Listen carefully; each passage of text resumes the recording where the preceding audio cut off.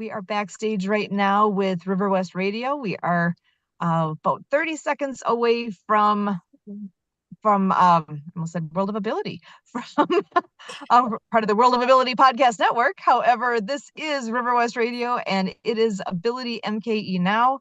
So just stand by for a moment here as we are approaching the top of the hour and the show begins at the top of the hour.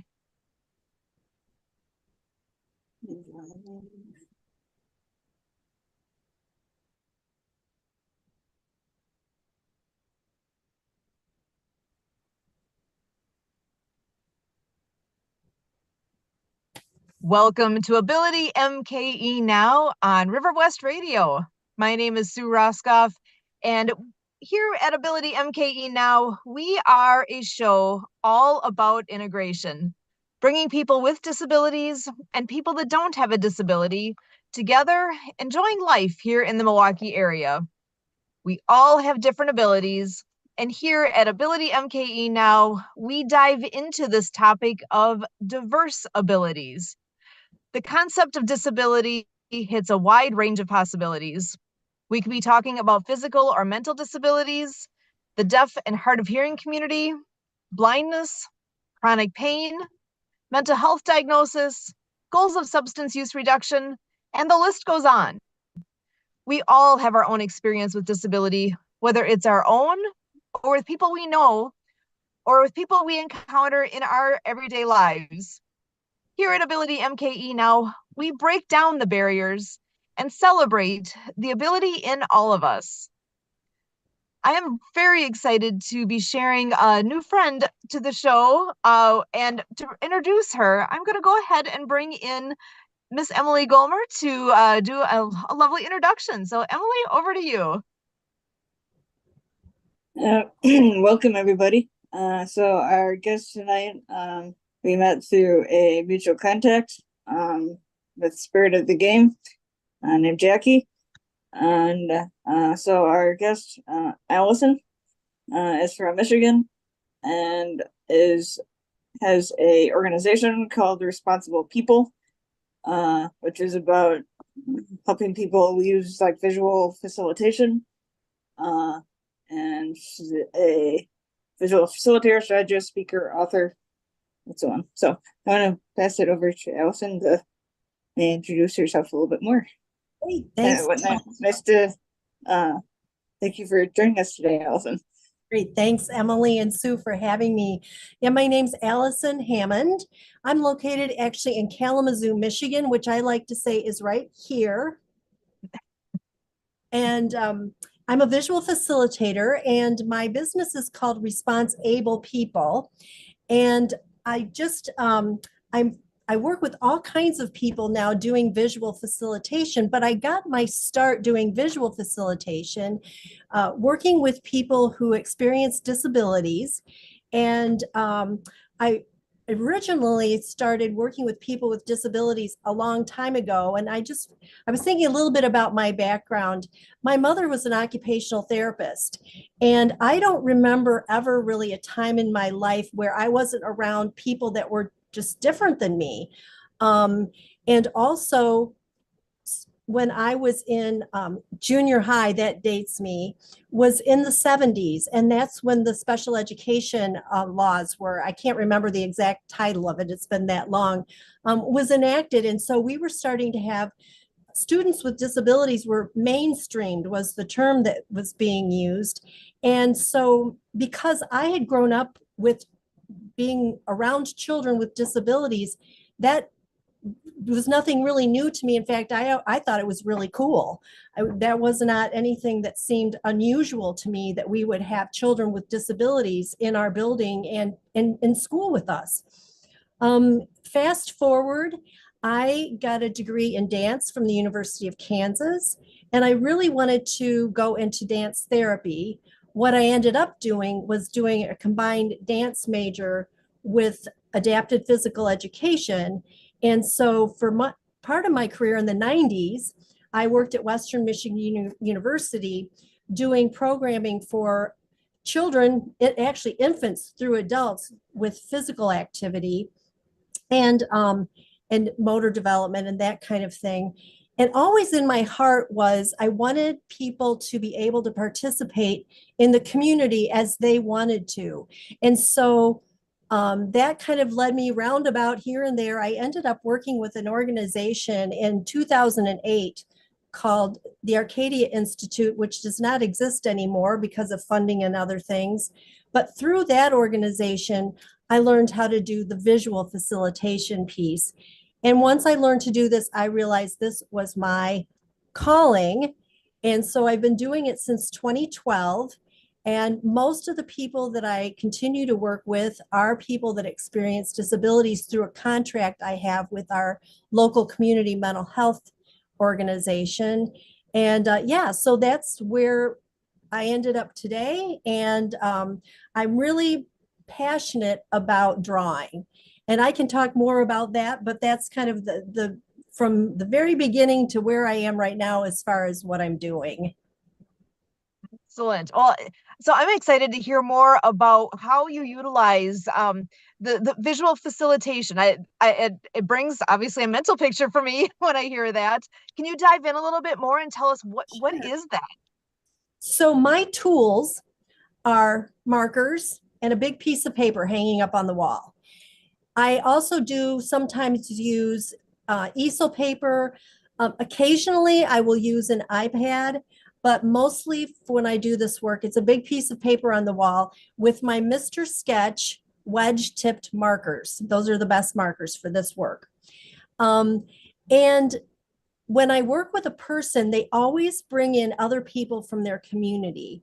And it's usually the person, and oftentimes the person will have a case manager because I'm working through the system. So their case manager is there.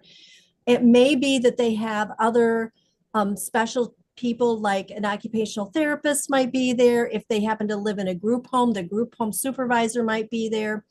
But really where the beauty is if they can get other people from their life, family, friends, neighbors, people from their faith-based organization, because besides the drawing on the wall, which is really magical, it's about getting other people in the room to support the person to live the life they want to lead in the community, fully included. And that's really the philosophy behind it. The drawing comes in, and I brought some books, and I won't just show them, I'll tell what they are. So there's the Paths and Maps Handbook. Well, that's not going to work with my background. As you can see, well, you can't really, but I've got Post-it notes and clips all over this. This is my cookbook, but it's by John O'Brien, Jack Pierpoint, and Linda Kahn, and they're the people that trained me in Toronto to do this. And then another person that has done a lot of this visual work is a woman named Beth Mount, who wrote a book, Person-Centered Planning, Finding Directions for Change using Personal Futures Planning. And Beth, interestingly, was a social worker, but she's also a graphic designer. She's also an amazing quilter if you ever go to her website.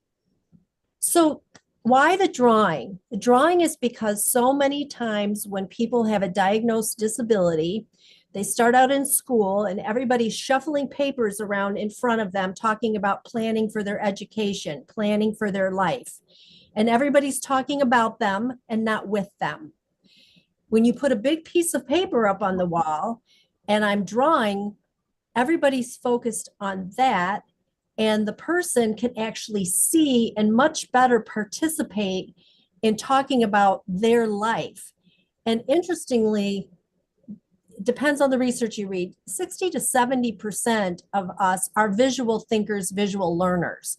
So it actually helps everybody in the room stay on track and see what all the pieces of the puzzle are for the person's life, so that everybody can work together to support this person to get to the dreams, to the future that they desire. And so that's where the drawing comes in. And it's just actually pretty magical over time when I've worked with people that the only experience they had was planning, where everyone's shuffling papers around and talking about them, to putting a paper on the wall and having someone say, this is the first time anybody has really listened to me, and I feel like what I am saying is getting written down or recorded. Um, and that's a pretty special place. So that's kind of the nuts and bolts of the planning. And yeah. I love that because that, what you're saying speaks volumes because I see that. I've witnessed that. I've heard stories of others as well where the person that has the disability, like for example, I have a friend who's a wheelchair user. He has cerebral palsy. He also has a stutter, and oftentimes you'll see where if somebody has a question for him, they don't ask him. They ask the caretaker person that's with him. It's like, wait, who's the question for? Talk to it's like I don't know if people are just if it's within their own uncomfortability or unfamiliarity or what did I'm not sure, and it could be a number of different things, but when like what you're talking about where a person has their support people with them and to be able to have everybody focus in more on what the individual is looking to do, what a breakthrough moment that would be, that can actually be about them. If their normal experience has been that they're talking to all the other people about you, that that is what it's all about for people. Like you've said, I heard you say earlier too, to be able to focus on the individual and what is it that they want. I think, personal opinion, I think that people sometimes, in their wanting to be helpful, are making assumptions and trying to help direct things for a person.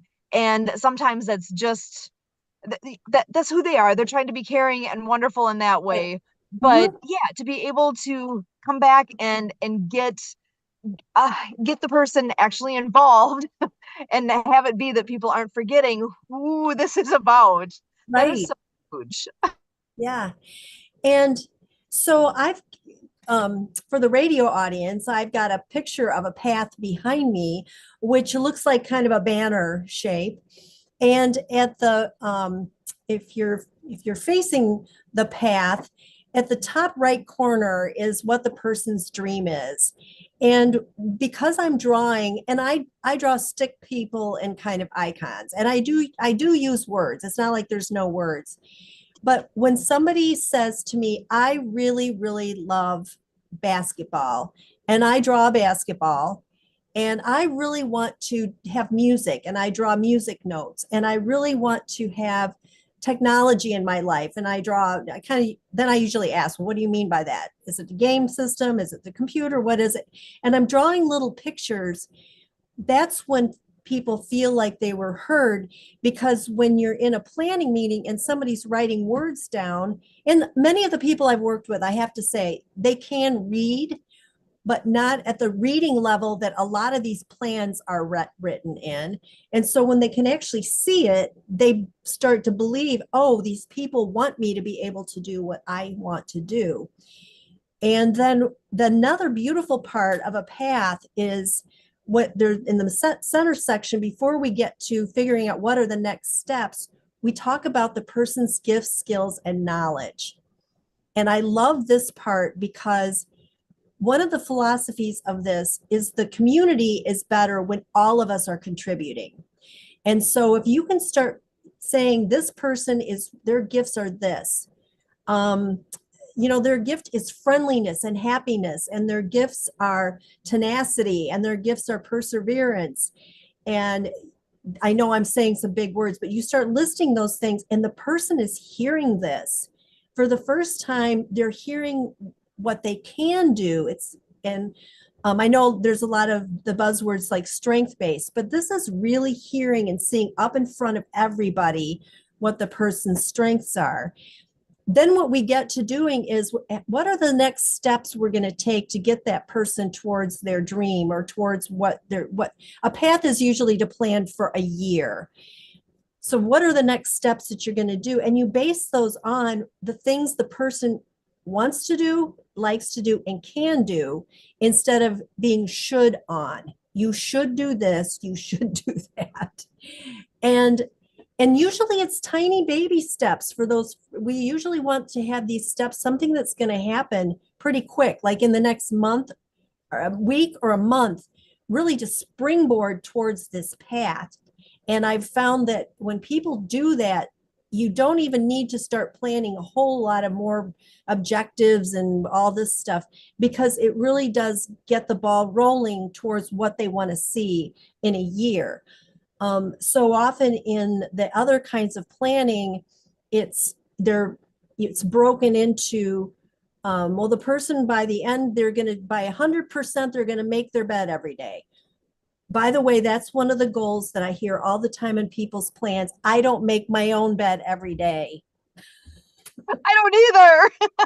Anyway, A so great goal, but so anyway, it's just a really nice way. And oh, and I forgot to say, there's always other people with them. So as they're figuring out the next steps, we're always identifying somebody in the room that's supporting the person for each of the steps.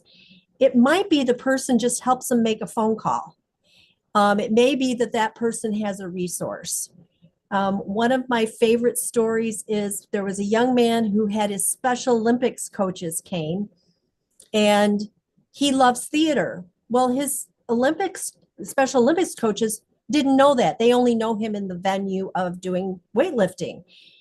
Well, one of them is highly integrated or very involved with our civic theater. He said, well, I can get you into usher, but until you're all sitting in the room and talking about what the person wants to do beyond just the Special Olympics weightlifting, they didn't even know they were already a resource for the person to do something else.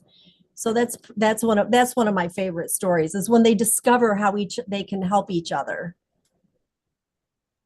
I love that. And actually Kurt's one that has taught me that one of the things that he had heard, I don't even know at what point he picked this up, but when we often as a volunteer at an event, like for example, like Special Olympics, as a volunteer, you're there helping all those that have the disabilities to do the event, for example. He's the one that brought to light in my world the part of, wait a second, those that have disabilities also like to be able to volunteer and contribute and do things for others, and kind of flip that switch of, wait, who's volunteering for what here, and who's helping who, and not to assume just because a person has a disability that they aren't going to be a contributor to society or a contributor to an event or be the volunteer helping others out. That, think outside the box here. It's not an automatic, oh, wait, I'm going to be helping the person that has whatever the disability is. Right. They very well could be helping me in so many ways. Exactly. That's so true. There's another coming out of the University of Missouri at Kansas City is a whole program called Charting the Life course. And there's lots and lots of tools within that. And those are actually available online. And the one that I really love, the tool that from that program that I've used a lot, it's when you start listing the activities a person does in their life, and you start saying, who's doing this for the person and who's doing this with the person.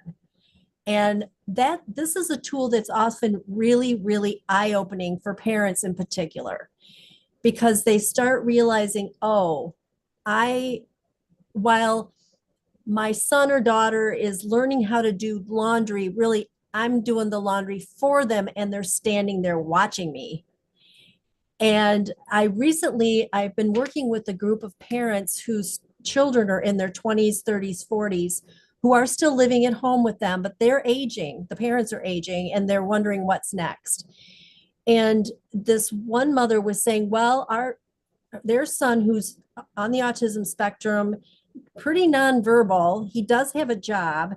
He now has a roommate with another friend who has similar level of abilities and disabilities, and they do have staff that supports them every day. But they're in these apartments, and she said, we were really worried because they're going off, and these two boys don't know how to do anything. They did. They actually do make their beds. They actually do their laundry. They actually do keep the house pretty picked up. Once they were on their own and they had their own space, And she said it blew our minds because we really did not think that they would be able to do that. We thought we were going to have to pay for home care staff to come in all the time and help them with all these household things. And they've thrived. They know how to do it. It's just they were never really given the opportunity. And my own son, when he comes home, I still just did his laundry. When he went off to college and he was on his own, he knew how to do his own laundry, and lo and behold, he did it. So there's a lot of sometimes there's just no difference there, right?